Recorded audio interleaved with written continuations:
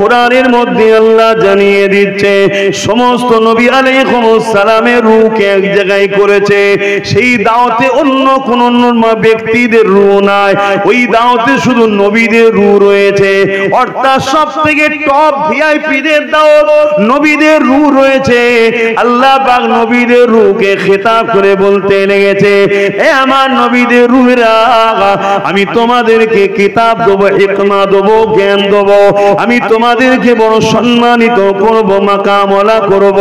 তবে আমি তোমাদের কাছে একটা অঙ্গীকার নিতে চাই, আমার বন্ধু মুহাম্মদ রাসূলকে যদি তোমরা পাও, তোমরা তোমাদের নবুয়াতের ডাঙ্কা বাজানো বন্ধ করে দিয়ে, তোমরা তোমাদের দ্বীনের মেসেজ প্রচার করা বন্ধ করে দিয়ে আমার মুহাম্মদ রাসূলের খেদমত করবে কি বলো? আমার নবীর দ্বীনের সহযোগিতা করবে কি বলো? আমার নবীর পিছনে নবীর হয়ে কাজ করবে কিনা বলো? নবীদের থেকে সাক্ষী নিচ্ছে আমার নবীর খেদমত করার জন্য, আমার নবীর সহযোগিতা করার জন্য সঙ্গে সঙ্গে বাপ আদম থেকে শুরু করে ঈসা আলাইহিস সালাম সমস্ত নবীদের রূহরা বলেছেন, আল্লাহ পাক আমরা সাক্ষী দিলাম মুহাম্মদ রাসূলকে আমরা খেদমত সহযোগিতা করব। এই কথা যখনই বললেন আল্লাহ পাক ওই সময় বলতে লাগলেন, এ আমার নবীদের রূহ, তোমরা যে অঙ্গীকারটা করছেন একটা সাক্ষী তো লাগবে। তোমাদের এই কথার উপরে আমি আল্লাহ নিজে সাক্ষী হয়ে রইলাম। যখনই মিশাক হয়ে গেল, ওয়াদা নিয়ে নেওয়া হলো, সঙ্গে সঙ্গে সমস্ত নবীদের রূহকে একটা নূর ছায়া করে দিল। যেমন আকাশের মেঘলা আমাদেরকে ছায়া করে দেয়, ওইভাবে নূর একটা সমস্ত নবীদের মাগমুন করে রূহগুলোকে ওই নূরের মধ্যে ছায়া করে দিল। নবী আলাইহিস সালাম দের রূহ বলতে লেগেছে, ও রাব্বি আল্লাহ, এই নূরটা কিসের? আল্লাহ পাক বললেন, জিনার পক্ষ থেকে সাক্ষী নেওয়া হলো, ইনি হলেন মুহাম্মাদুর রাসূল। আরো জোরে বলুন সুবহান।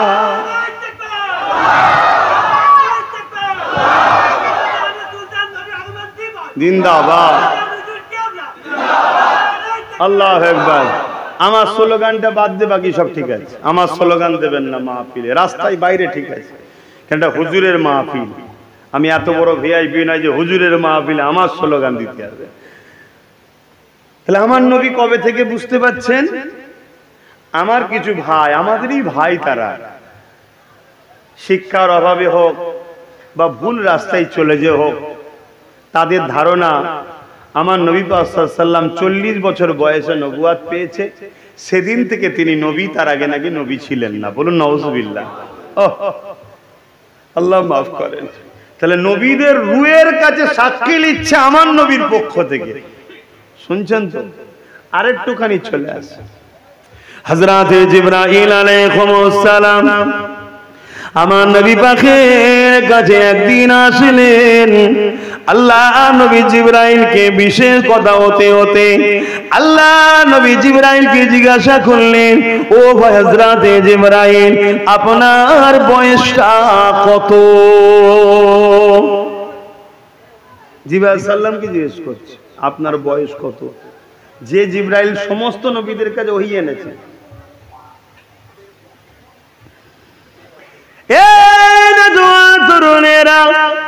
হযরতে জিবরাইল আলাইহিস সালাম বলেছিলেন, ইয়া রাসূলুল্লাহ, হাবিবাল্লাহ, এইভাবে তো আমি অক্ষর দিয়ে বলতে পারি না। হুজুর, আমি কিছু নমুনা আপনাকে বলি, আপনি হিসাব করে নেন। আল্লাহ নবীকে বলতে লাগলেন, ইয়া রাসূলুল্লাহ, হাবিবাল্লাহ, আমি জিবরাইলকে যখন আল্লাহ পাক সৃষ্টি করেছিলেন, তখন না জান্নাত ছিল, না জাহান্নাম ছিল, না পৃথিবী ছিল, কিছুই ছিল না। না ইসরাফিল, আজরাইল, মিকাইলকে তৈরি তিনি কিছুই করেনি। আল্লাহ যখন আমাকে সৃষ্টি করেছেন, ইয়া রাসূলুল্লাহ হাবিবাল্লাহ, আমি মাথাটা তোলার সাথে সাথে আল্লাহ পাকের আরশে আজিমের নিচে একটা নূরের চাদর রয়েছে।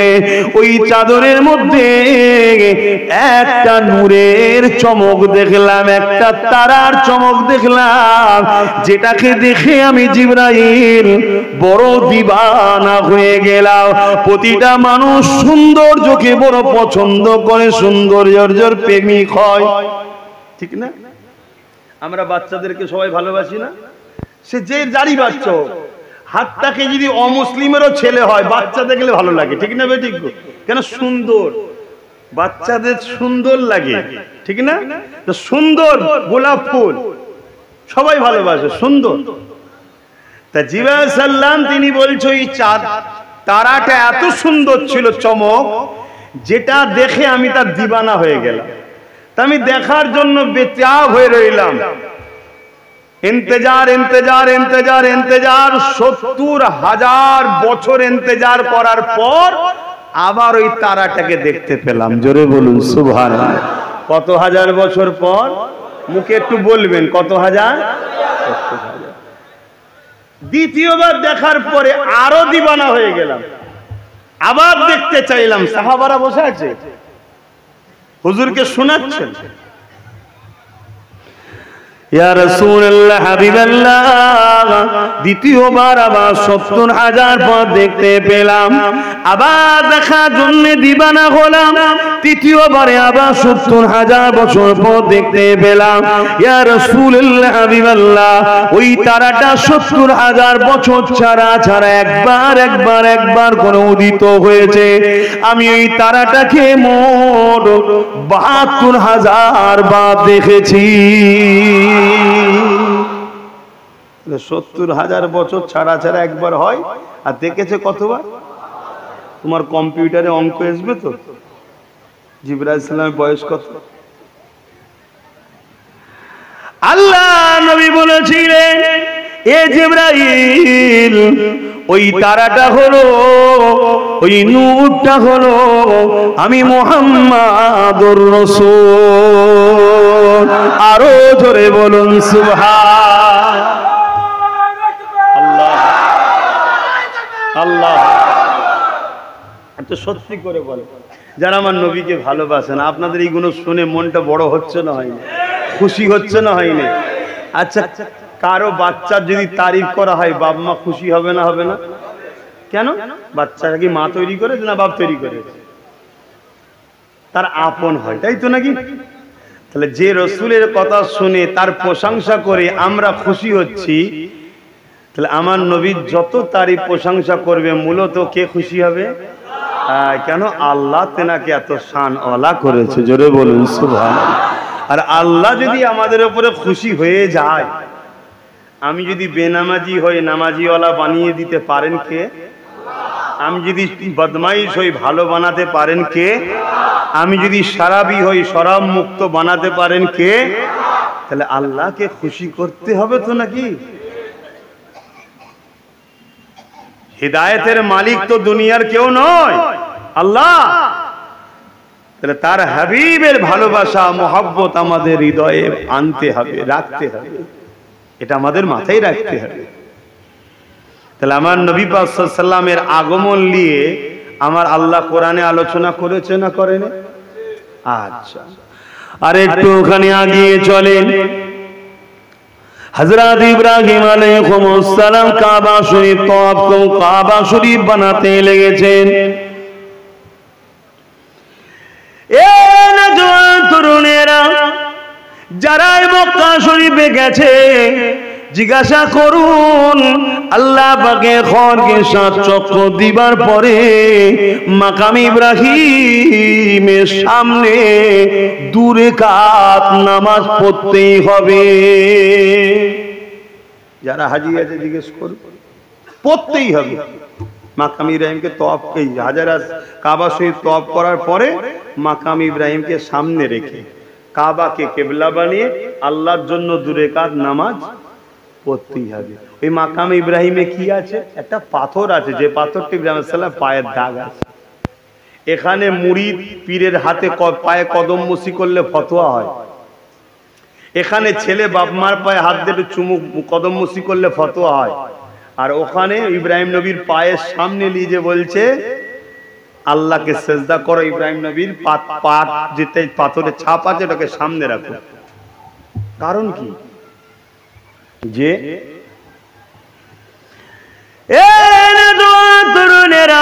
আমার নবী পাক আসার কিছু কম বেশি 2500-3000 বছর আগে হযরত ইব্রাহিম আলাইহিস সালাম দুনিয়া জমিনে এসেছিলেন। তিনি আল্লাহ পাকের হুকুমেতে ওই কাবা শরীফটা তওয়াফ করে তৈরি করেছিলেন।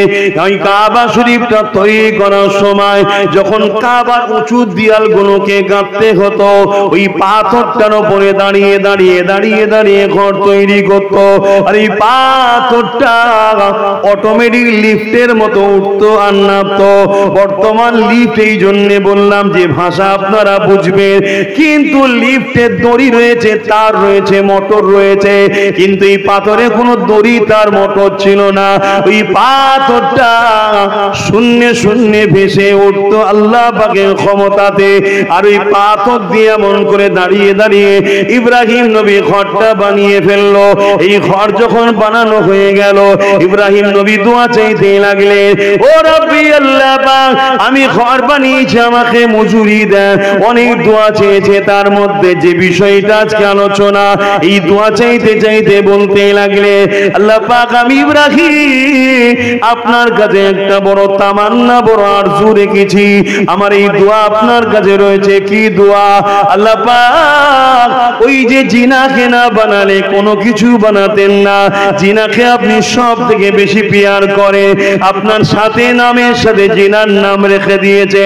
আর আজিমের উপরে লা ইলাহার পাশে জিনার নাম রয়েছে, হুরেদের চোখে চোখে জিনার নাম রয়েছে, ফেরেশতাদের জবানে জবানে জিনার নাম রয়েছে। আল্লাহ পাক আপনার পেয়ারা নবী মুহাম্মদ রাসূলুল্লাহকে যে পাঠাবে, আল্লাহ পাক আপনার কাছে দোয়া চায় ওই নবী পাকের মিলাদটা জানো, আগমনটা জানো আমি ইব্রাহিম আমার আওলাদের আওলাদ খানদানে হয়। আমরা দোয়া চাই না যে আল্লাহ আমাদের ওলি আল্লাহ বাচ্চা দেবেন, নেক বাচ্চা দেবেন। ইব্রাহিম নবী চাইছে আল্লাহ ওই বাচ্চাটা, ওই নিয়ামত হলো আপনার বন্ধুটা আমার নসলে যেন আসে, আমার খানদানে যেন আসে। এই যে নবীর আগমন বৃত্তান্ত আলোচনা, এটাকে আরবিতে কি বলে? মিলাদ বা মৌলুদ। বাংলায় জন্ম বলে। জন্ম বৃত্তান্ত ঘটনা যে আলোচনা হয় যে মাহফিলে, ওই মাহফিলকে বলা হয় মিলাদের মাহফিল। অসুবিধা হচ্ছে? একটা কেউ বই লিখবে জীবনী, আব্বাস সিদ্দিকীর জীবনী, তা আমার ছোটবেলাটা ওই জীবনীতে থাকবে না থাকবে না? শৈশব কৈশব থাকবে না থাকবে না? বাপের নাম মায়ের নাম কুনিয়াত কি আছে তা থাকবে না থাকবে না? তা আমার নবী পাকের লাইফ স্টাইলের শিশুবেলাটা থাকবে না? এই শিশুবেলার আলোচনা যেখানে হয় ওই মাহফিলকে কি বলে একটু বলবেন তো? মিলাদের মাহফিল। বলুন বলুন।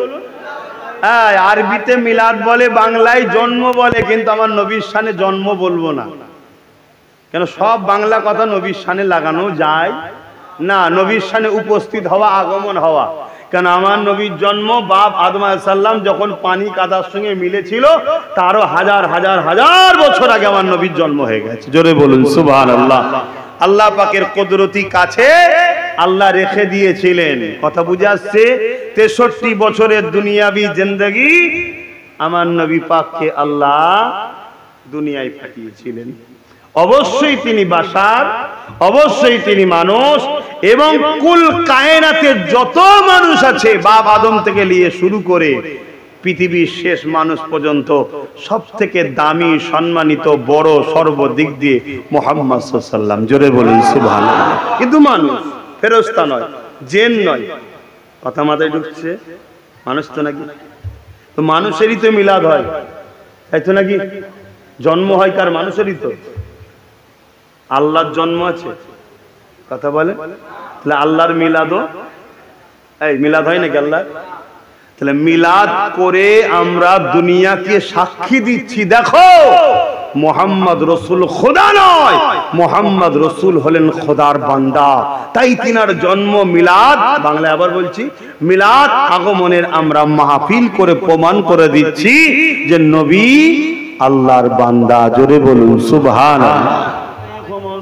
মিলাদের বিরোধী করবেন না, এটা হাস্যকর বিষয়। উম্মতে মুহাম্মাদি দাবি করে নবীর মিলাদের সমালোচনা করে। খ্রিস্টানরা আলোচনা করে আমাদের ঈসা যে ঘরে জন্ম হয়েছিল ওই ঘরের পবিত্রতা, ওই ঘরের দোয়া আল্লাহর কাছে কবুল হয়, আলোচনা করে। শুনছেন তো নাকি? আর আমাদের মৌলী সাহেবরা যদি আলোচনা করে আমার নবীর মিলাদ করলে ঈমান চলে যাবে, নবীর আলোচনা জন্ম বৃত্তান্ত আলোচনা করা যাবে না, ওটা কোনো পবিত্রের ব্যাপার না, ওখানে কোনো বরকতি নাই, তাহলে এটা কি দুঃখজনক নয়? অত সম্মান আমিনা বলতে লেগেছে, আমার বাচ্চা যখন দুনিয়া জমিনে আসে আমি আমিনা তাকে পাক পবিত্র করার জন্য চেষ্টায় যখন লাগলাম, আমি যখন এই মন নিয়ে তা দিয়ে তাকাতে লাগলাম, আমি আমিনা অবাক হয়ে গেলাম। আমার গর্ভ থেকে দুনিয়াতে একটা নূর এসেছে, যা শরীরের আলো আমার ঘর আলোকিত হয়ে গেছে। আর গায়েবী আওয়াজ আসতে লেগেছে, আমিনা রে এটা দুনিয়ার অন্য কোনো বাচ্চার মতো বাচ্চা নয়, তোমার বাচ্চা দুনিয়াকে পাক পবিত্র করতে এসেছে। তার পাক নিয়ে তোমাকে ভাবতে হবে না, এ বাচ্চা পাক তো রয়েছে, এই বাচ্চা দুনিয়াকে পাক করতে এসেছে। তরুণেরা আম্মা জান আমিনা বলতে লেগেছে, আমি যখন দুনিয়ার জমিনে আমার বাচ্চা আসবে আমি আমিনা অবাক হয়ে যেতে লাগলাম। আমার বাচ্চা শরীর থেকে এত নূর বেরোতে লেগেছে, ওই আলোতে আমি শাম দেশের প্রাসাদ পর্যন্ত দেখতে লেগেছে। খাসাইসুল কুবরা কিতাবের মধ্যে লেখা আছে মাগরিব থেকে মাগরিব পর্যন্ত দেখতে লাগলাম। এ যুবকের এই যে আলোচনা হচ্ছে এটাই মিলাদ বলা হয়। এ যুবকেরা তরুণেরা আম্মা জান আমিনা আরো বলতে লেগেছে, আমার বাচ্চা আমন করে দুনিয়ায় যখন চলে আসে, রাত এসে গেল, যখন রাত এসে গেছে আমি আমিনা অবাক হয়ে দেখতে লেগেছে আমার ঝুপড়ি ঘরের ছাদ, ওই ঘরে যে তৎকালীন সময়ে যেমন সিস্টেমের ছাদ ছিল আমাদের মতো তো আর নয় রে বাবা, তৎকালীন যা ছিল। আর আমি দেখতে লেগেছি আকাশের তারাগুলো যেন খসে খসে সব জমিনের দিকে নেমে আসতে লেগেছে, আমার ঘরের ছাদে এসে ঢুকে গেল। আমি আমিনা মনে করতে লাগলাম সবাই তো পড়ে যাবে ঘরে, কিন্তু না, সব ঘরের ছাদের কাছে এসে ঢুকে গেল। যেন মনে হচ্ছে আমার নবীর আগমন উপলক্ষ করে আল্লাহ তারা দিয়ে লাইটিং করে সাজিয়ে দিয়েছে। আরো জোরে বলুন সুবহান।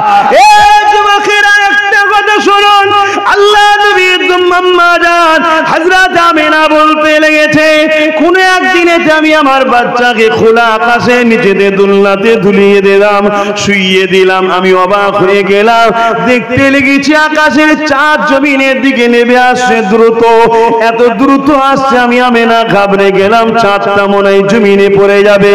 কিন্তু না না না, আমার বাচ্চার কাজ বরাবর এসে রয়ে গেল। আর আমার বাচ্চা দুলনায় দুলে দুলে ছোট ছোট নূরের হাত দিয়ে ইশারা করে, যেদিকে ইশারা করে চাঁদ সেদিকে যায়।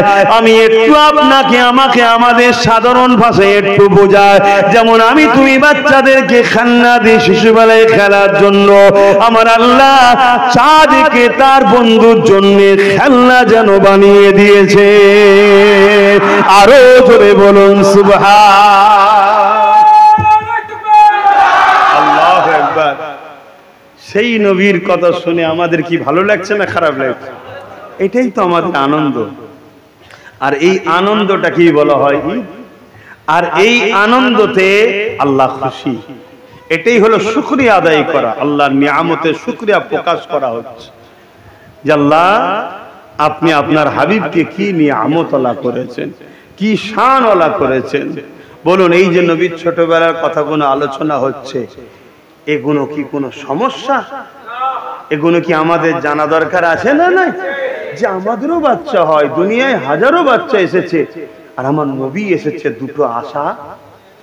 বলুন, দুটো বাচ্চা এক নয়। তাই বাড়ি রবিউল আউয়ালের দিনে প্রত্যেকের বাড়িতে সাজাবেন, পরিষ্কার পরিচ্ছন্ন করবেন, আতর গোলাপ ছড়াবেন, খুশবু দেবেন, একটু যার যেমন সামর্থ্য আছে কিছু লাইট জ্বালাবেন। এতে কি হবে, প্রতি বছরে আপনার বাচ্চা বলবে আব্বা এটা কেন করছেন, না এই দিনে আমার নবী আগমন করেছিল। তার দিলে আস্তে আস্তে আস্তে তোমার নবীর আগমনের মেসেজ সেই ঢুকে যাবে আস্তে আস্তে। জোরে বলুন সুবহানাল্লাহ। এবং বাচ্চাদেরকে নিয়ে তোমরা নিজেরাই বসবে বাড়িতে, বসে নবী পাক সাল্লাল্লাহু আলাইহি ওয়াসাল্লামের এই যে কথাগুলো আলোচনা করছে উনি আলোচনা করবে, করে হাত তুলবে যে আল্লাহ এই দিনে আপনার বন্ধুকে পাঠিয়েছিলেন আমাদেরকে বাঁচাবার জন্য, আপনার সবথেকে বড় নিয়ামতকে এই দিনে পাঠিয়েছিলেন। আজকে সেই দিন তাবরুকপূর্ণ দিনে আপনার কাছে হাত তুলেছি, আল্লাহ আমাদের গুনাহকে মাফ করে দেন, আমার নসলে যত আসবে তাদেরকে সব আপনার নবীর গোলাম বানাবেন, আমাদের রুজিতে বরকত দেবেন। সবাই সবার বাড়িতে করো, এবং একটু ভালো মন্দ রান্না করলেন, খুশি আনন্দ। রোজই তো ভালো মন্দ আল্লাহ করে খাওয়াচ্ছে, অন্য সময় তো খাও, খেয়ে সেটা নিজেরা পরিবাররা খেয়ে নিলে। খাওয়া হলো নিজের, কিন্তু নিয়তটা করার জন্য তারও একটা আলাদা নেকিও পেলেন। জোরে বলুন সুবহানাল্লাহ। তা আশা করতে পারি প্রতিটা নবীর গোলামের বাড়িতে বাড়ি রবিউল আউয়ালের দিনে একটা হলো বাড়তি সাজাবার উদ্দেশ্য এই দিনকে, আলো, একটু খুশবু, একটু পরিষ্কার পরিচ্ছন্ন, একটু আতর গোলাপ দেওয়া, বাচ্চাদেরকে নিয়ে বসা। যদি ভালো মন্দ নাও রাখতে পারো, কিছু মিষ্টি কিনে নিজেরাই খাওয়া করতে পারবে না, পারবে না। কিন্তু দুঃখের বিষয় আবার আমাদেরই একদল ভাইয়েরা বলবে যে গায়ের ইসলামরা যেমন জন্মদিবস পালন করে, হ্যাপি নিউ ইয়ার, আমরাও এই হ্যাপি নিউ ইয়ার করতে চাইছি না। এই হ্যাপি বার্থডে নাকি, হ্যাপি বার্থডে টু ইউ নাকি বলে না, না না না, আমরা নবীর আগমন উপলক্ষ করে আল্লাহ নবী নিজে দুম্বা জবাই করে খানা করে সাহাবাদের খাইয়েছেন। জোরে বলুন সুবহানাল্লাহ। এবং নবী পাক সাল্লাল্লাহু আলাইহি ওয়াসাল্লাম বলেছেন তোমরা সোমবার দিন রোজা রাখবে, এবং নবীও রাখতেন, তোমরাও পারো রাখবে। বা এবারে তো শুক্রবার পড়ে গেছে, আবার একসাথে দুটো ঈদ, জানেন তো নাকি? এবারে শুক্রবার পড়েছে, এক জুম্মার দিনটা হলো ঈদের দিন, জানেন তো নাকি? হ্যাঁ, কেন? বাপ আদম আলাইহিস সালাম এসেছিলেন এই দিন, এই জন্য ঈদের দিন। তাহলে বাপ আদম আসার দিনটা যদি ঈদের দিন হয়, বাপ আদমকেও সৃষ্টি করতো না যদি মুহাম্মদ রসুল না হতো, তাহলে সেই নবীর আসার দিনটা কি ঈদের দিন নয়? একসাথে দুটো ঈদ আমরা পাচ্ছি, বলুন সুবহানাল্লাহ। তা এই দিনে আপনারাও রোজা রাখবেন, বা অন্য অন্য দিনে সপ্তাহে একদিন সোমবার দিন রোজা রাখবেন। আল্লাহ নবীও রাখতেন। সাহাবারা জিজ্ঞেস করে হুজুর সোমবার দিন আপনি রোজা রাখেন কেন? আল্লাহ নবী বললেন এই দিনে আমি আগমন করেছিলাম, এই দিন আমি এসেছিলাম। জোরে বলুন সুবহানাল্লাহ। নবী নবীর মিলাদের দিনে, আসার দিনে নবী রোজা রাখছে, নবী সাহাবাদেরকে দুম্বা জবাই করে খানা করে খাওয়াচ্ছে। শুনছেন তো নাকি? হাই হাই হাই হাই, এগুলো খেয়াল রাখবেন। তাম পৃথিবী জুড়ে আজ থেকে 110-20 বছর আগে, এই 100 বছর কি 110-20 বছর হলো কম বেশি, কাবা শরীফে বা মক্কায় বন্ধ হয়ে গেছে। শুনছেন? 110-20 বছর আগে কাবার মাতাবে, কাবার চাতান যেটা তওয়াফ করে, ওখানে 4 ইমামের মুহাদ্দিস ফোকা, পৃথিবী বিখ্যাত উলামারা বসে বসে আমার নবীর মিলাদের মাহফিল করত। জোরে বলুন সুবহানাল্লাহ। কিন্তু 120 বছর হলো বন্ধ হয়ে গেছে। কেন বন্ধ হয়ে গেছে সবই আপনারা জানেন, কাদের হাতে এখন চলে গেছে, সৌদি, সবই জানেন। কিন্তু আজকের দিনও তাম পৃথিবীতে, মিশর বলুন, বাহরাইন বলুন, কাতার বলুন, ইরাক বলুন, আফগান বলুন, পুরো পৃথিবী জুড়ে, হিন্দুস্তান বাংলাদেশ তো আছেই, সারা পৃথিবী জুড়ে আমার নবীর শিশুবেলার আলোচনার শুকরানা মাহফিল ও খুশি আনন্দ প্রকাশ করা হয়। জোরে বলুন সুবহানাল্লাহ। তবে হ্যাঁ, যারা ডিজে বক্স বাজিয়ে নামাজ কাজা করে, গালে গুটকা দিয়ে নামাজ বেনা উজুতে রাস্তায় হই হই করে বেড়াবে, এটা বড্ড বাড়াবাড়ি, এর সাথে আমাদের কোনো সম্পর্ক নাই। যেমন কেউ বারণ করলে তার সাথেও সম্পর্ক নাই, বাড়াবাড়িটাও সম্পর্ক নাই। কেন? ইসলাম বাড়াতেও নিষেধ করেছে, কমাতেও নিষেধ করেছে। কথা বুঝে আসছে? হ্যাঁ, যদি গ্রামের মধ্যে বা নিজেরা সুন্দরভাবে মাথায় টুপি দিয়ে ইসলামিক ভাবে কোন রকম ভাবে বিনা উজু হালে উজু ছাড়া নয়, আমার হুজুরের মেসেজ মানুষের কাছে পৌঁছাবার জন্য, আহমদের খুশির জন্য র্যালি করো, অসুবিধা নাই। দাদা হুজুর রহমাতুল্লাহ আলাইহির খলিফা ডক্টর শহীদুল্লাহ সাহেব এবং আপনাদের এই যে শুয়ে আছে জালালি হুজুর, জানেন তো জালালি দরবার বলে, ওনারা এই পশ্চিম বাংলায় হুজুর পাকের আগমনের র্যালি, কি বলে ওই র্যালি জুলুস বার করেছিলেন, জোরে বলুন সুবহানাল্লাহ। কিন্তু বেশরিয়াদি কোনো কর্মকাণ্ড করলাবে না, বক্স লাগাবে, ডিজে বাজাবে, রোড জাম করে সর্বধর্মের মানুষকে কষ্ট দেবে। আমার নবী কষ্ট মিটাতে এসেছে, সেই নবীর নারা দিয়ে মানুষকে কষ্ট দিবার নাম ইসলাম নয়। কথা মাথায় ঢুকলো? হ্যাঁ, রাজনীতির জায়গা আলাদা, ধর্মের জায়গা আলাদা। ধর্মের নামে কখনো রোড অবরোধ করে জুলুম করা মানুষকে চলবে না। কারণ আমার নবী পাক সাল্লাল্লাহু আলাইহি সাল্লাম রাস্তায় কিছু পড়ে থাকলে সেটাকে তুলে নির্জনে ফেলে দিত। কথা বুঝে আসছে? এটাকে মাথায় রাখতে হবে। তো যাক, আমি অনেক কটা কথা বলে ফেলছি, আপনাদের কষ্ট হচ্ছে? আর একটু বলি, 8টা বাজে, 8:30 পর্যন্ত আলোচনা করার কথা আছে, আপনাদের অসুবিধা হচ্ছে না তো? তাহলে হুজুরের মিলাদের কথাই বলি। আর কি কি অখিয়া হয়েছে, অনেক ঘটনা সংক্ষেপে বলি। আম্মা জান আমিনা বলতে লেগেছে, আমি একদিন ঘুমিয়েছিলাম, আমার খবির মধ্যে একটা সুন্দর চেহারাওয়ালা যুবক ছেলে চলে আসলো। আমি আমিনার ঘুমটা ভেঙে গেল, ঘাবড়ে গেলাম। ওই যুবকটাকে দেখে চিন্তিত হয়ে গেলাম। ওই যুবকটা বলতে লেগেছে, আমিনা আপনি ঘাবড়াবেন না মা, আমি দুনিয়ার কোনো যুবক নয় মা। এই মা আমিনা, আল্লাহ তার পক্ষ থেকে এসেছি, আমি হলাম জিবরাইল, মেসেজ নিয়ে এসেছি, খুশির খবর নিয়ে এসেছি। হে মা আমিনা রে, আপনার গর্ভে সন্তান রয়েছে। আমি আমিনা অবাক হয়ে গেলাম, কেননা সন্তান থাকলে মায়ের আগে বোঝে পিরিয়ড বন্ধ হয়ে যায়, আমার তো পিরিয়ড বন্ধ হয়নি। এ মা আমিনা, আপনার গর্ভে সন্তান রয়েছে। মা আমিনা রে, আপনার গর্ভে যে সন্তান রয়েছে এটা অন্য কোন সন্তান নয়। আম্মা আমিনা আরো অবাক হয়ে গেলে, সন্তান থাকলে মায়েদের পেটটা বড় হয়, আমি আমিনা তো যেমনই তেমনই রয়েছে। এ মা আমিনা, এটা অন্য কোন সন্তান নয়। আমিনা রে, আপনার গর্ভে যিনি রয়েছেন তিনি হলেন আল্লাহ পাকের দোস্ত পিয়ারা। এই আমিনার একটা মেসেজ রয়েছে, আল্লাহ পাক আমাকে জানিয়ে পাঠিয়েছে, দুনিয়ার কোন মানুষের নামে নাম রাখা হবে না, এই বাচ্চার নাম আল্লাহ পছন্দ করে রেখে দিয়েছে। যখন কিছুই ছিল না তখন এই বাচ্চার নাম ছিল, আল্লাহ নূরের পর্দার আড়ালে নামকে সুরক্ষিত করে রেখে দিয়েছিল। ইতিপূর্বে এই নাম কখনো পৃথিবীর কেউ শোনেনি। এ মা আমিনা, আপনার বাচ্চার নাম হলো মুহাম্মদ।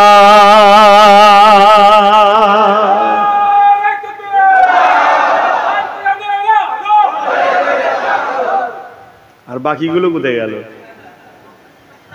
শুধু কোরআনের আলো জ্বালিয়ে দিলেই হয়ে যাবে? এখন তো আবার এক দল বেরিয়েছে, তারা শুধু কোরআন মানে, হাদিস মানে না। এরম বললে হবে না।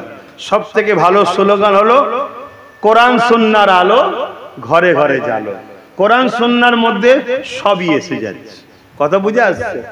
আর পাশাপাশি এটাকেও মনে রাখতে হবে, শরীয়তের দলিল 4টি, আদিল্লাতুল ইসলামি আরবাতুন, কোরআন, সুন্নাহ, ইজমা, কিয়াস। কথা বুঝে আসছে? সব হাদিস উপরে ঈমান আনতে হবে। খুব কথাটাকে মন দিয়ে বুঝবেন। সব হাদিস আমার নবীর সত্য বলে বিশ্বাস করতে হবে, ঈমান আনতে হবে, কিন্তু সব হাদিসের উপরে আমল করা যাবে না। বুঝতে পারলাম? সব হাদিস উপরে বিশ্বাস রাখতে হবে, ঈমান আনতে হবে, কিন্তু আমল করা যাবে না। একটু খুলে বলি, ঘাবড়ে যাচ্ছেন নাকি? এক হাদিস দ্বারা আরেক হাদিসকে হুজুর রদ করেছে, রদ করে দিয়েছে, বাতিল করে দিয়েছে। যেমন আল্লাহ নবী বললেন তোমরা কবর জিয়ারত করবে না, এটা হাদিস কিন্তু নবী পাকের, জানেন তো নাকি? টোটাল বন্ধ। কেন? সেই সময়ে মানুষ কবর জিয়ারতের নামে কবরের উপাসনা করছিল। আল্লাহ নবী বলে দিলেন তোমরা কবর জিয়ারত করবে না, টোটাল বন্ধ। যখন সব বন্ধ হয়ে গেল, আল্লাহ নবী তাদেরকে কবর জিয়ারতের ট্রেনিং দিলেন, শিক্ষা দিলেন, পদ্ধতি দিলেন। ট্রেনিং রেডি, শিক্ষা রেডি। আল্লাহ নবী বললেন তোমরা কবর বেশি বেশি করে জিয়ারত করবে, কেন কবরের কাছে গেলে মরণের কথা মনে পড়বে। জোরে বলুন সুবহানাল্লাহ। তাহলে প্রথম যেটা হাদিস, কবর জিয়ারত করবে না, ওটার উপরে বিশ্বাস রাখতে হবে হাদিস, কিন্তু এটা আমল করা, জোরে বলুন, কেন? ওইটাকে রদ করেছে দ্বিতীয় হাদিসটা। এবারে প্রথম হাদিসে কত শোনে, দ্বিতীয় হাদিস কত শোনে, এত ডিপে তো আপনাদের ঢোকার ক্ষমতা আছে নাকি? এ তো মুহাদ্দিসদের কাজ। এজন্য বলে ইমাম মানতে হয়। তাই বলি দাদা হুজুরকে মজবুত করে ধরুন, নিশ্চিন্তায় থাকবেন, যদি ভালো লাগে শুনবেন। ঠিক কোরআন শরীফের প্রত্যেকটা আয়াতের উপরে ঈমান আনতে হবে, কিন্তু আমার আল্লাহ এক আয়াত দ্বারা আরেক আয়াতকে রদ করে দিয়েছে। ডাক্তারের কাছে যাই না আমরা, ডাক্তার একটা প্রেসক্রিপশন করে দিল, এইটা খাবে। কিছুদিন পরে ওই ডাক্তারই আগের ওষুধকে বাতিল করে আবার প্রেসক্রিপশন করে দেয়। এখন আপনি বলবেন নাকি যে কি ছেলে খেলা ধরেছে, প্রথমেই তো দিতে পারতেন? বলবেন না, রোগীর ধাত ডাক্তার বোঝে, ঠিক না? তখন যদি এই পাওয়ারটা দিতাম তাহলে রোগটা যেত না। প্রথম কড়া পাওয়ার দিয়ে রোগকে ড্যামেজ করা হয়েছে, এটা দিয়ে এবার ক্লিয়ার করা হচ্ছে, আরো ভালোটা ডাক্তার জানে, ঠিক তো নাকি? আমাদেরকে যিনি সৃষ্টি করেছেন স্রষ্টা, তিনি জানেন আমাদের সম্বন্ধে। তো প্রথম সময়ে বাপ আদমের জোড়া জোড়া সন্তান হতো, একটা পুরুষ একটা নারী, একটা পুরুষ একটা নারী। তখন ভাই বোনে বিয়ে করা যায় ছিল না, তৃতীয়তে কেউ নেই, তো বিয়ে করবেন কাকে? কিন্তু এখন যায় যাচ্ছে ওটা আর একটা আয়াত দিয়ে, যখন বড় বংশ বিস্তার হয়ে গেছে, ছেলের ছেলে বেড়ে গেছে, আল্লাহ বলল ওটা বন্ধ, ওটা হারাম হয়ে গেল, ওটা চলবে না। এই জন্যই বলে ইমাম মানতে হবে। তাই আবার আমি ঘুরিয়ে বলছি, মুজাদ্দিদ জামানকে ধরবেন। আমি বলছি না যে আমাকে, দাদা হুজুরকে ধরুন। দাদা হুজুর হলো আমাদের ইমাম, উলিল আমর, মজবুত করে ধরেন। বাকি আরো হক সিলসিলা আছে। দেওবন্দীদের পীর শাহ হাজী ইমদাদুল্লাহ মুহাজির মাক্কি রয়েছেন, কারামত আলী জনপুরি সাহেব রয়েছেন, বেরেলিদের পীর শাহ আলহাজ আহমদ রেজা খান। যে যার হুজুরদের ঘরে ধরে থাকুক।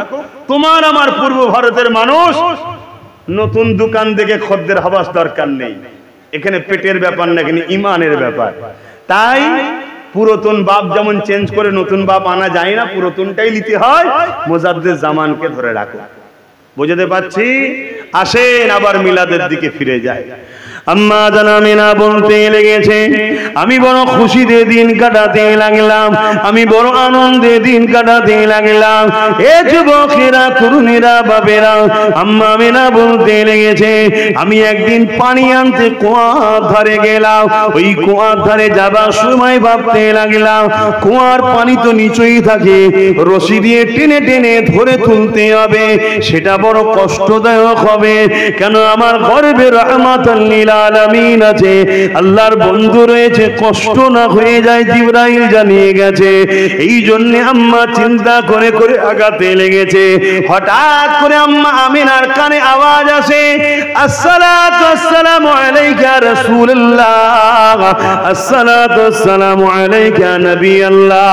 হে আল্লাহ নবী সালাম, হে আল্লাহ রাসূল সালাম। আমিনা বড় ইদিক ওদিক তাকাতে লাগে, কে কোথা থেকে কি বলছে। যখন খেয়াল করে আম্মা দেখে, ওই কুয়ার পানিটা যেমন ভূমিকম্পে পানি ফোলে, ওই কুয়ার পানি ফুলছে, ওপর দিয়ে উঠছে, আর তার ভেতর থেকে সালাম আসতে লেগেছে। পানির মধ্যে পানির নবী হযরতে খিজির সাল্লাম সালাম পাঠাচ্ছে। আরো জোরে বলুন সুবহান। আম্মা জান আমিনা বলতে লেগেছেন, আমি যখন কোনো গাছের পাশ দিয়ে যাই, ওই গাছ ঝুঁকে যায়, নত হয়ে যায়, ঝুঁকে যায়। ওই গাছ থেকে আওয়াজ আসে, সালাম সালাম।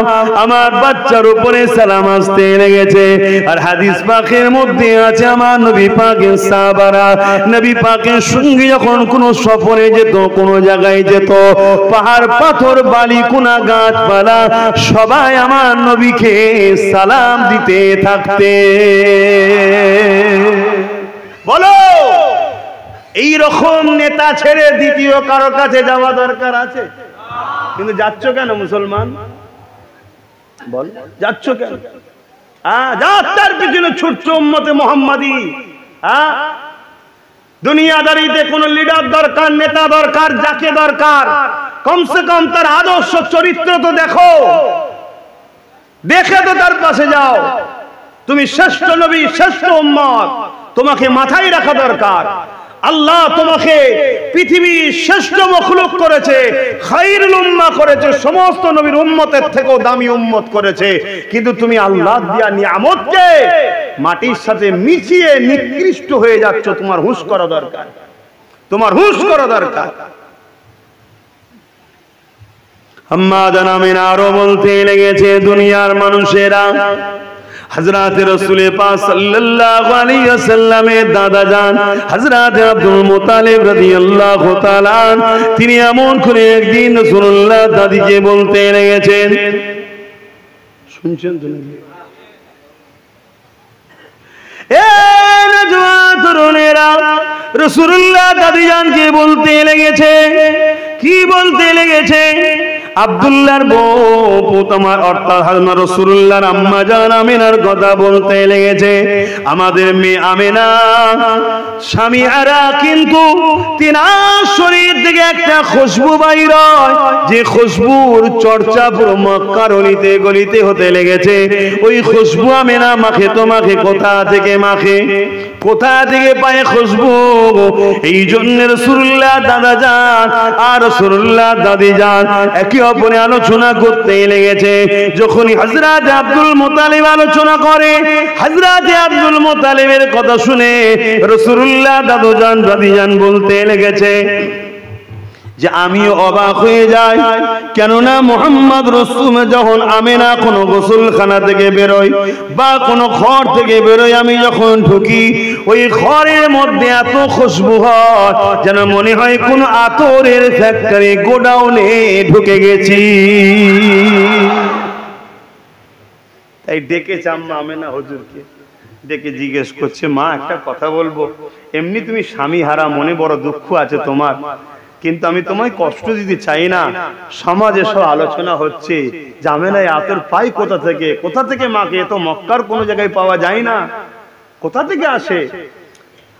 আম্মা আমিনা ওই সময় মুখে থুতু জমিনে ফেলেছে, সঙ্গে সঙ্গে যেমন আতরের কোন ডিব্বা খুললে ভর ভর করে খুশবু বাহির হয়, ওই থুতু মুবারক থেকে খুশবু পুরো ঘর মা এলাকায় ছড়িয়ে গেল। জোরে বলুন সুবহানাল্লাহ। আম্মা জান আমিনা বলতে লেগেছেন, আব্বা আম্মা এ খুশবু আমিনার নয়, কেন আমিনা কোনো খুশবু মাখে না, আমার গর্ভে যিনি রয়েছে এটা তিনার খুশবু। জোরে বলুন সুবহানাল্লাহ, আরো জোরে বলেন না সুবহানাল্লাহ। সেই নবীকে আল্লাহ খুশবু ওয়ালা নবী বানিয়েছে, নূর ওয়ালা নবী বানিয়েছে, নিয়ামত ওয়ালা নবী বানিয়েছে, শাফাআত ওয়ালা নবী বানিয়েছে, সাহারা ওয়ালা নবী বানিয়েছে। দুঃখ কষ্ট বেদনা ওয়ালাদের মজলুমদের উপরে সাহারা করে জালিমদের হাত থেকে মজলুমদেরকে বাঁচাবার জন্য সেই নবীকে আল্লাহ পাঠিয়েছে। এই মাসের 12 তারিখ সোমবার শুভে সাদেকের সময় আমার রাসূল পাক সাল্লাল্লাহু আলাইহি সাল্লাম দুনিয়ায় আগমন করেছিলেন। হযরতে রাসূল পাক সাল্লাল্লাহু আলাইহি সাল্লামের ফুপু আম্মা জান বলতে লেগেছে, যখন শুনলাম আব্দুল্লাহর ঘরে আম্মা আমিনার কোলে একটা সন্তান হয়েছে, আমি মুহাম্মদকে দেখার জন্য ছুটে গেলাম। আমার ভাইয়ের সন্তান হয়েছে, দেখতে গেলাম, কিন্তু গিয়ে আমি অবাক হয়ে গেলাম। কি? আমি অবাক হয়ে দেখতে লেগেছি মুহাম্মদ রাসূলের সঙ্গে আমিনার নাভির কোনো কানেকশন নেই। প্রত্যেকটা বাচ্চার মায়ের সঙ্গে নাভি থাকে না, থাকে না? কেন থাকে? মায়েদের এই রক্ত মাসে বন্ধ হয়ে যায়, ওটা বাচ্চার পেটে আছে। তোমার আমার সবার হয়েছে গো, নাপাক রক্ত সব মায়ের পেট থেকে তোমার আমার পেটে গেছে, কিন্তু আমার রাসূলকে আল্লাহ নাপাক রক্ত দেয়নি। কেন? নবী মাথার তালু থেকে পায়ের তালু পুরোটাই হলো নূর। জোরে বলুন সুবহানাল্লাহ। সেই নবীকে প্যার করেন, ভালোবাসেন, মোহাব্বত করেন। আসুন সেই নবীকে একটু আদবে সালাত ও সালাম। ইয়া নবী সালাম।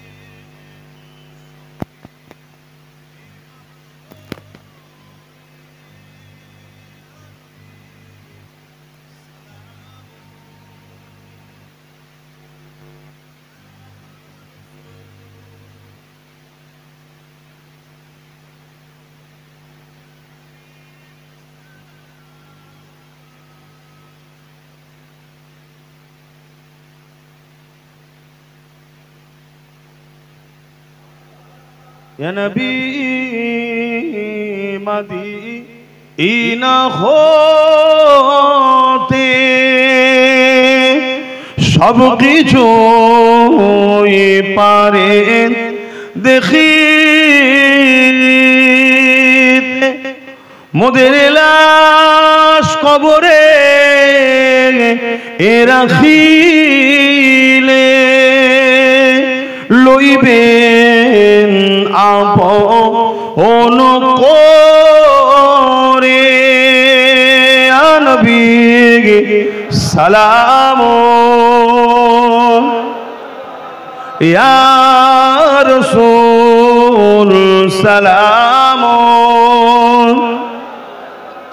ইয়া হাবিব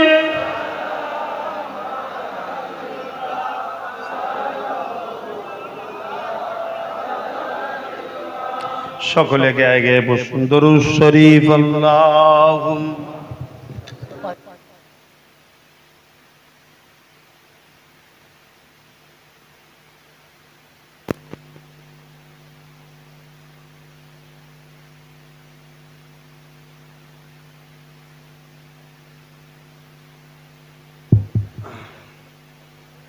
আল্লাহুম্মা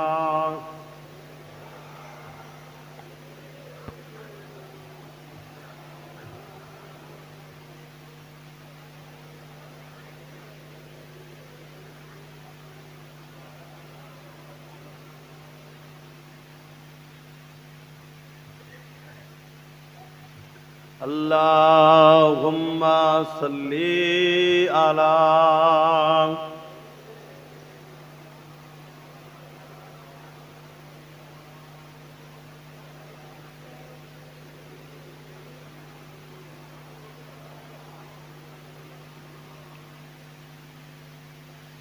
ए चाँद रबीउल अव्वल का चमकाता है चमकाएगा ये चाँद रबीउल अव्वल का चमकाता है चमकाएगा ईमान अकीदत का जलवा दिखलाता है दिखलाएगा ये चाँद रबीउल अव्वल का चमकाता है चमकाएगा एक परचम अर्श के ऊपर है एक काबा पर एक अक्सा पर एक परचम अर्श के ऊपर है एक काबा पर एक अक्सा पर जिब्रील के हाथों में परचम लहराता है लहराएगा ये चाँद रबीउल अव्वल का चमकाता है चमकाएगा दीवाना नबी का दुश्मन से टकराता है टकराएगा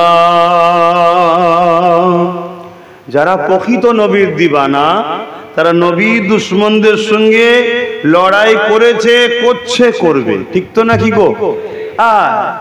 আমাদের সঙ্গে কোন ধর্মের লোকেদের সঙ্গে ঝগড়া নেই, সবাই আমাদের ভাই ভাই, মানেন তো নাকি? হিন্দু হতে পারে, খ্রিস্টান হতে পারে, আদিবাসী হতে পারে, সাঁওতাল হতে পারে, এসসি হতে পারে, এসটি হতে পারে, আরো কত ধর্ম কাস্ট আছে, সবাই আমাদের ভাই ভাই, সবাই বাবা মা হওয়ার ছেলে মেয়ে। আমরা কথা মাথায় ঢুকছে? কারোর সঙ্গে আমাদের কোনো ঝগড়া নাই। কিন্তু আমার রসুলের সঙ্গে কেউ যদি গোস্তাখি করে, তার সঙ্গে নবীর দিবানাদের লড়াই ছিল, লড়াই আছে, আগামী দিনও লড়াই হবে। ঠিক না বে ঠিক গো? আপনারা লড়াই করতে রাজি আছেন তো নাকি? আল্লাহকে সাক্ষী রেখে বলুন রাজি আছে? নারে দিবে, হাত লম্বা করে তুলুন, নারী দিবে, নারী দিবে। উস্তাগে রাসূলরা হুঁশিয়ার সাবধান, উস্তাগে রাসূলরা হুঁশিয়ার সাবধান, নারী দিবে। सरकार की आमद, हुजूर की आमद, पुर नूर की आमद, रबीउल अव्वाल की मेहनत, नारी दिबे। অতএব এই ঘোষণা আমাদের থাকবে, আমার নবী পাকের ইসলামকে মিটিয়ে দিবার ষড়যন্ত্র আমেরিকা নিচ্ছে, আর সেই আমেরিকা বলতে বাধ্য হচ্ছে ইউরোপ দুনিয়া আমার নবীর দিনকে মিটাবার ষড়যন্ত্র করেছে। আজকে সেই ইউরোপ দুনিয়াও বলতে বাধ্য হচ্ছে আগামী 40-45-এর মধ্যে ইউরোপ দুনিয়ায় সংখ্যা গুরু হবে ইসলাম। জোরে বলুন সুবহানাল্লাহ। পৃথিবীতে যারা ইসলামকে মিটাতে গেছে, আমার নবীর দিনের সঙ্গে দুশ্মনী করেছে, তারা মূলত নবীর সঙ্গেই দুশ্মনী করেছে। আমার আল্লাহ তাদেরকে মিটিয়ে দিয়েছে। তাই আজ মহান ভারতবর্ষের নাগরিক আমরা, এই দেশে বহু ধর্মের বহু ভাষার মানুষ বসবাস করি। সবাইকে শ্রদ্ধা ও ভালোবাসা রেখে আমাদের কারো সঙ্গে কোনো ঝগড়া, কোনো ধর্মীয় ভেদাভেদ যার যার কাছে পছন্দ তার কাছে। কিন্তু দুঃখের বিষয়, স্বাধীনতার ৭৯তম হয়ে যাওয়ার পর আজ আমরা দেখতে লেগেছি আমার দেশের কেন্দ্রে একটা সরকার বসেছে, অপদার্থ, জালিম, সংবিধান বিরোধী বর্বর অত্যাচারী সরকার। কখনো কৃষকদের ঘরে, কখনো আদিবাসী দলিতদের, আবার কখনো মুসলিম সমাজের ইসলামের সম্পদ ওয়াকফ কালা কানুনের নামে আমার মসজিদ, আমার মাদ্রাসা, আমার দ্বীন ইসলামের কবরস্থান পেহচানকে মিটিয়ে দিবার ষড়যন্ত্র করছে। এদের লক্ষ্য ক্ষমতার জোরে ইসলামকে মুছে দেব, ক্ষমতার জোরে মুসলিমদের পেহচান মসজিদকে রাখবো না, ক্ষমতার জোরে মুসলমানদের পেহচান কবরস্থান হাজার হাজার বছর ধরের প্রমাণ তাকে মুছে দেব, ক্ষমতার জোরে মাদ্রাসাগুলোকে মিটিয়ে দেব, ক্ষমতার জোরে মসজিদ ঈদগাহকে মিটিয়ে দেব। তাই আজ আমি আপনাদেরকে জানতে চাইছি বা আপনাদের কাছ থেকে সাক্ষী চাইছি, এই যে কেন্দ্র সরকার সংবিধানের বিরুদ্ধে গিয়ে আমার ইসলামের বিরুদ্ধে যে আইন তৈরি করছে, ইসলামকে মিটাবার যে ষড়যন্ত্র করছে, এর বিরুদ্ধে আমাদের লড়াই করা দরকার আছে না নাই? হাত তুলে আল্লাহকে সাক্ষী দিয়ে বলেন লড়াইয়ের দরকার আছে না না? এই লড়াই যদি আমাদের জীবন দিয়ে করতে হয়, জীবন দিতেও রাজি আছে। এই লড়াইয়ে যদি অর্থ দিতে হয়, অর্থ দিতে রাজি আছে। এই লড়াইয়ে যদি আমাদের ঘরে ব্রিটিশকে তাড়াবার মতো যদি আমাদেরকে যুদ্ধ করতে হয়, আমরা রাজি আছি। কেন? একদিকে যেমন আমার ধর্মের ইমানের ব্যাপার, অপরদিকে তেমন আমার ভারতবর্ষের ঐতিহ্যের ব্যাপার।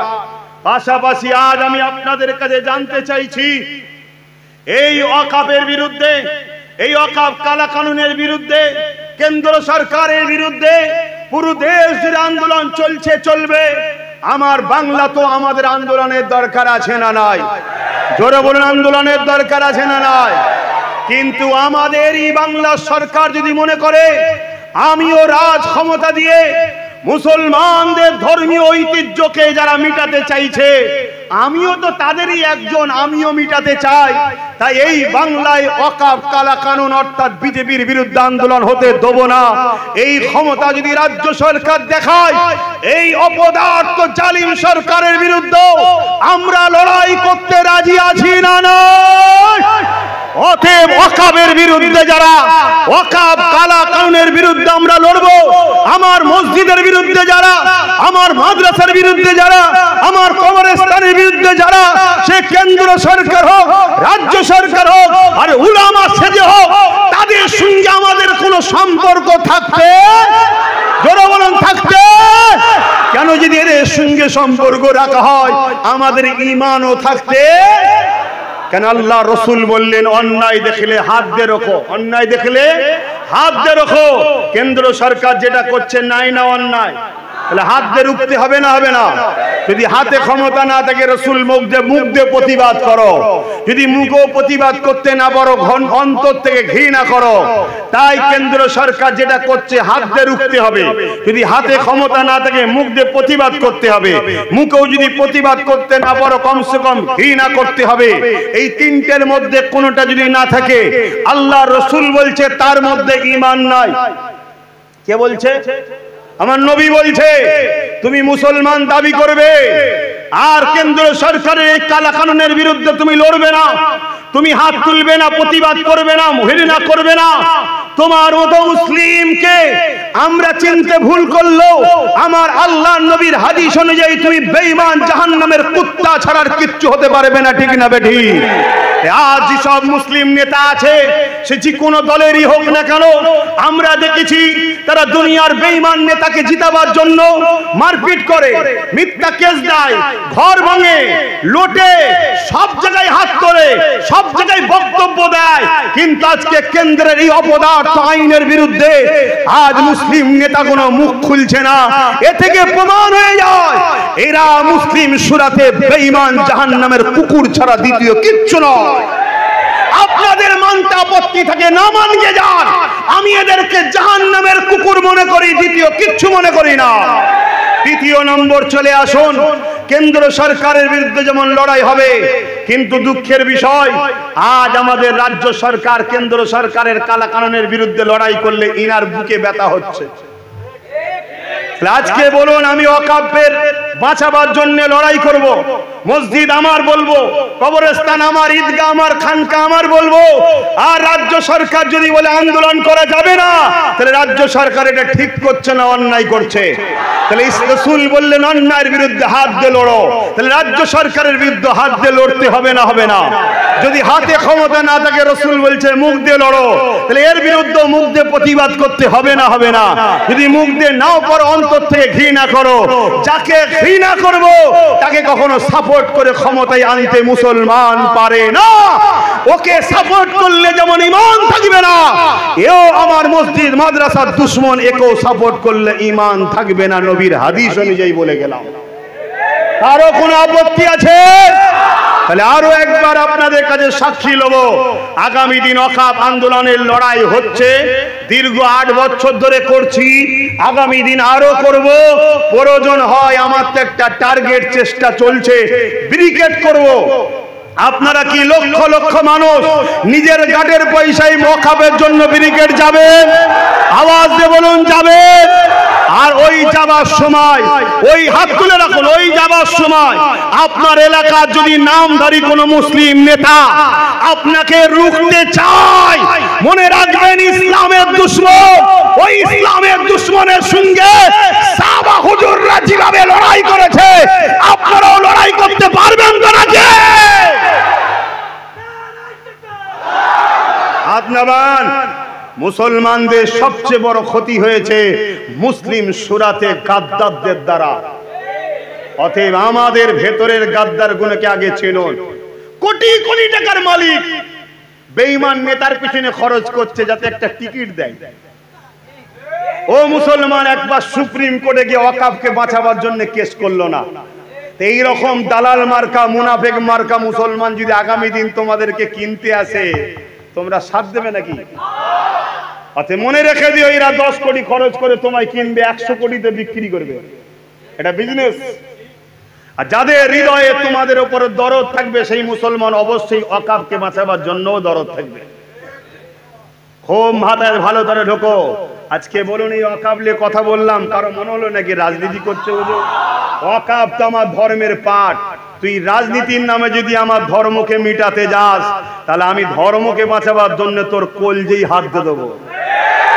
সোজাসুজি কথা, তোর যদি ক্ষমতা থাকে আমার হাতকে রোক। আর ইনশাআল্লাহ তুই যদি মনে করিস আমি দুনিয়ার গদির পাওয়ার দেখাবো, আমি আমার আল্লাহর পাওয়ার নিয়ে বলছি। দেখা যাক তোর বেঈমানের নেতার পাওয়ার কত আর আমার আল্লাহর পাওয়ার কত। আরে মনে রাখবে, কারবালা সেদিন শুধু হয়নি, যুগে যুগে কারবালা হবে। সেদিনও হোসাইন ছিল, আজও হোসাইনি আছে। সেদিনও এজিদ ছিল, আজও এজিদ আছে। খেয়াল করে দেখো, আব্বাস হোসাইনি না এজিদ? আর যাদের সঙ্গে লড়ছি আমি, তারা হোসাইনি না এজিদ? ভাবতে হবে না? এজিদ তো একটা জালিম শাসকের নাম ছিল, এই অত্যাচারী যা শাসকের নাম ছিল, চোর বদমাই সারাবি খুনি শাসকের নাম ছিল। তাহলে আব্বাস সিদ্দিকী কি অত্যাচারী শাসক, চোর শাসক, খুনি শাসক? আমি কিন্তু আমি লড়ছি ইমাম হোসাইনের দেখানো রাস্তায়। অতএব আমার মসজিদ নিয়ে যারা শেষ করতে চাইবে আর তাদের বিরুদ্ধে কথা বলতে গেলে যাদের বুকে ব্যথা হবে, উভয়ের বিরুদ্ধেই আমাদের যুদ্ধ চলবে। রাজি আছেন? ঘাটের পয়সা খরচ করে যেতে হবে, পারবেন তো নাকি?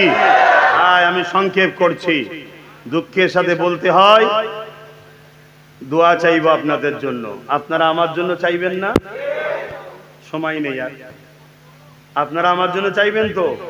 তবে আল্লাহ নবী বলছে, যে ভাইয়ের ভালো চাই না সে জান্নাত পাবে না। তাহলে আমি আমার জন্য শুধু চাইলে হয় না, তো আমারও তো একটা ভাই আছে, আপনারাও আমার ভাই, আপনাদের জন্য চাইবো তো বটেই। আমার জন্য চাইবেন আল্লাহ যেন আমার নলেজ এটাই কবুল করে আর ইমানের যুদ্ধের সঙ্গে রাখে, ইমানের যুদ্ধের সঙ্গে যেন মরণ দেয়। নবীর গোলামি করতে করতে যেন মরণ দেয়, বেঈমান নেতার গোলামি যেন না করি, ঠিক না? হ্যাঁ। আর দ্বিতীয়, আমার ভাই নওশাদের জন্য দোয়া করবেন। ওর ওপরে আবার খুব টার্গেট, ঘন ঘন ওকে ধরছে, ঠিক না বেঠিক গো?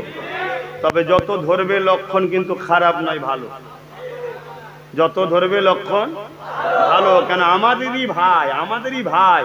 এখনো কিছু ঘুমটার ভেতরে আছে, আমাদেরই ভাই।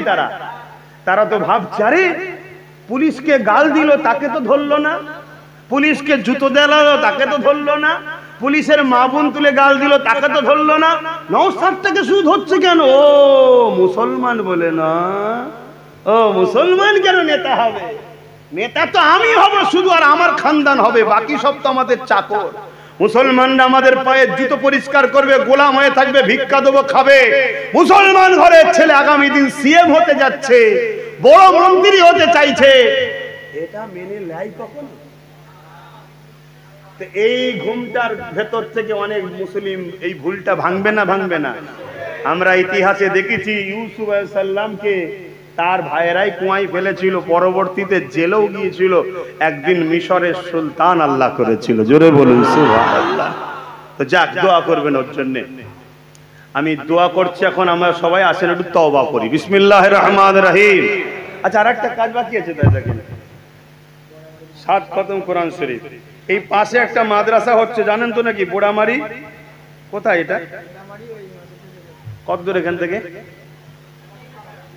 ও যাই হোক, বোড়ামারি পয়লা আশ্বিন জলসা আছে, কথা বোঝা আছে? দুপুর থেকে। হ্যাঁ, আপনাদের সকলকে কমিটি দাওয়াত দিচ্ছে, আপনারা যাবেন। মুজাদ্দিদিয়া পীর আবু বকর সিদ্দিক মাদ্রাসা যাবেন, যদি সময় থাকে যাবেন। কত জায়গায় যাচ্ছেন। 7 খতম, 20 পারা কোরআন শরীফ তেলাওয়াত, 2 লক্ষ কলেমা শরীফ মা বোনেরা সবাই মিলে পড়েছে। আল্লাহ তাদের সংসারে শান্তি দেন। তবে মা বোনেদের কত যখন এসে গেছে, বলবো মা ভিক্ষা নেওয়া বন্ধ করো। মুরগি আমরাও পুষি, আপনারাও পোষেন, চাল খাইয়ে বড় করে, লাস্টে আন্ডাও লাই, জানও লাই। অতএব ভিক্ষা লিয়া বন্ধ করো মা। অধিকার লাও, অধিকার, অধিকার। অধিকারটা কারো দয়ায় হয় না, আমার অধিকার ছিল তোর কাছে, দে। কথা বুঝে আসছে? আর দিবার জন্য তোকে বসিয়েছি, না দিস তো কান ধরে নামিয়ে দেবো। অতএব ভিক্ষা লিও না মা, অধিকার লাও। আর যদি ভিক্ষাতেই মস্ত থাকো মা, আল্লাহর মার আসবে, 20-30টা পশুর মতো মানব রূপী জানোয়ার ছিঁড়ে ছিঁড়ে খাবে, কেউ বাঁচাতে পারবে না। আল্লাহর মার এসে যাবে। অতএব বোঝো আমার মায়েরা। তো যাই হোক,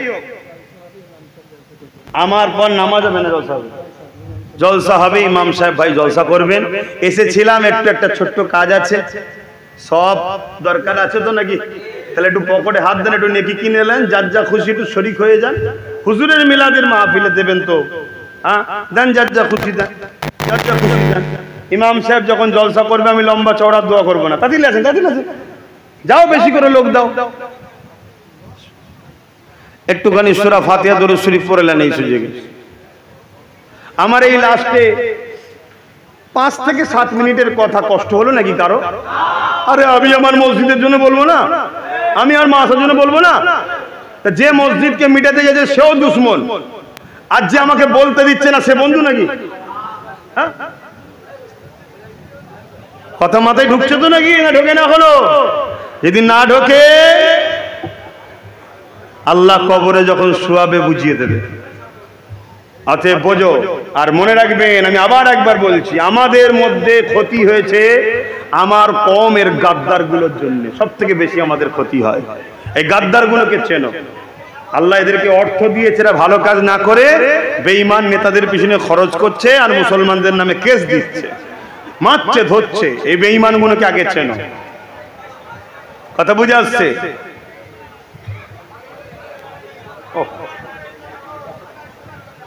একটু বেশি করে লোক দাও, বেশি করে লোক দাও। কই ইমাম স্যার, আপনি আজ করবেন? আলহামদুলিল্লাহ। কি নাম? হযরত মাওলানা মোহাম্মদ আরিফ বিল্লাহ সাহেব, তিনি এখন আলোচনা করবেন। আপনারা সকলে ধীর স্থিরভাবে আলোচনা শুনবেন। আমি একটু ছোট করে আপনাদের নিয়ে হাত তুলবো। আমার কথাতে ভাষাতে ব্যবহারে কেউ কষ্ট পেলেন? প্রতি শুক্রবার দিন ঘরে থাকি, প্রতি শুক্রবার দিন ঘরে, সকাল 10টা থেকে 12টা। আর একটা জরুরি ঘোষণা, প্রতি শুক্রবার দিন ভালোবাসার মানুষদেরই চাপে পড়ে, তাদেরই অনুরোধে সন্ধ্যে ওই 7টা সাড়ে 7টার সময় আমি একটু লাইভ পেয়েছি প্রতি শুক্রবার। আপনারা দেখেন, ওই লাইভ দেখবেন, শেয়ার করবেন এবং ওই লাইভে প্রশ্ন করবেন। মানুষ প্রশ্ন করে, আমি উত্তর দিই। সবাই তো সময় পায় না। এই যেমন আজকে বলছিল কিছু কথা আছে, ওর কথা শুনতে গেলে এখানে আসা হবে না, আর শুনতে গেলে ঘরে যাওয়া হবে না। তো যার প্রশ্ন থাকবে করবেন। অনেক সময় মা বোনেরাও অনেক কথা জানার থাকে, বলতে পারে না, প্রশ্ন করবেন, ওতে আমি উত্তর দেবো। PABS নামে ইউটিউব চ্যানেল এবং আমার নামে একটা পেজ আমার অফিস চালাই, এতে আপনারা দেখবেন। কথা বুঝে আসছে? বর্ষাটা কেটে গেলেই কলকাতা চলো, ময়দানে চলো। রাজি আছেন তো নাকি?